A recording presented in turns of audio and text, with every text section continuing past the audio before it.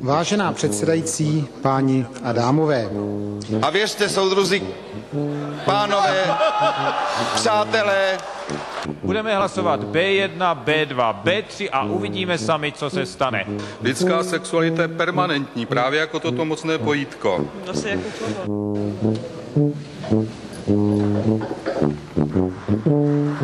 Vzetí na vědomí čehokoliv nebrání konstatování čehokoliv jiného a konstatování čehokoliv jiného nebrání konstatování něčeho úplně jiného. Já rád jím a rád jím s Jiřím Peroutkem.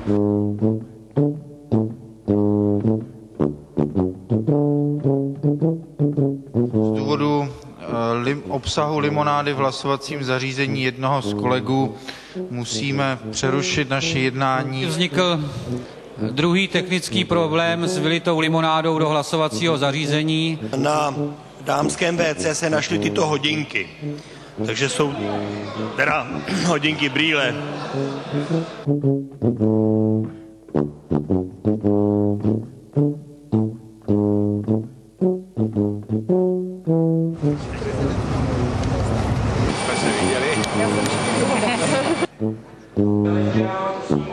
Takže vy jste si tady.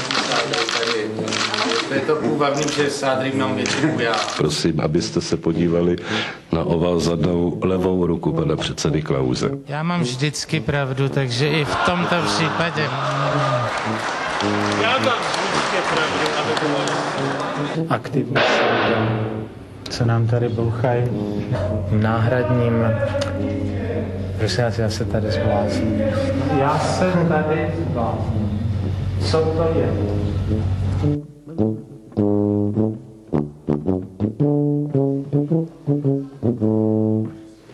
Dámy a pánové, by vás líto, budete se muset uspokojit se mnou. Sein Fußnummer.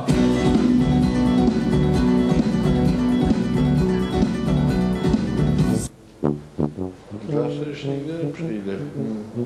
Nejsem nalíčený, čím byste si ho.